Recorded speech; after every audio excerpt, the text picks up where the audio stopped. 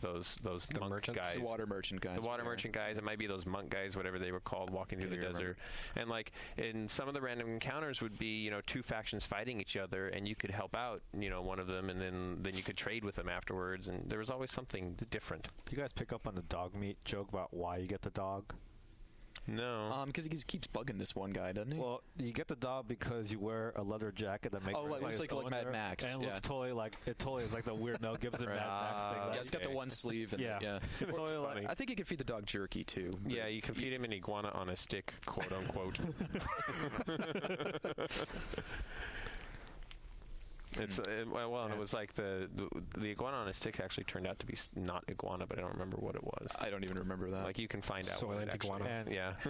And technically, this is definitely in Fallout 2 territory. But I actually remember in Fallout 2, you actually stumble upon like a shipping order for like different vaults, and that you find out the shipping they order like mixed them up. Yeah. They sent like a bunch of pumps to one. They sent like all the water chips to like one other vault, and they sent all the Garden of Eden kits, which is what you need in Fallout 2, to like your vault. So like they like the orders got the numbers got switched. Like all the things got like off surplus. So there's a vault out there with like 95 like water chips just like laying around unused. Well, was that one of the things that? But it's.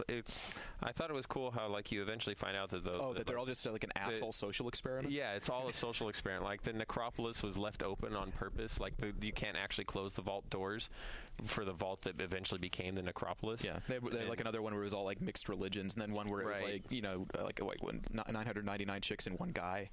What? I don't remember that one. Yeah, that was Vault 69. Is this actually in Fallout? Yeah, I think it's mentioned.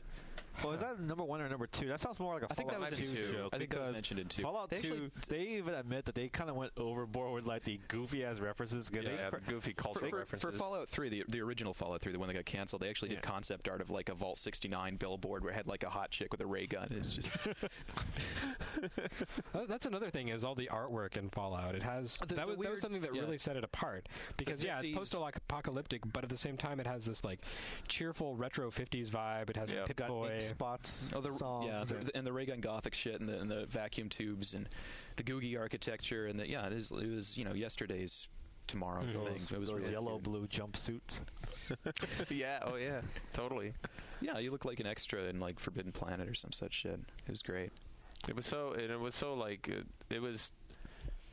That's why I think that's one thing that helps people who love the game fall in love with it even more, is because it exuded this sense of style that immediately sucked you in, and then it creates this indelible mark on your memory for this flavor that you're hoping that other games will strive to.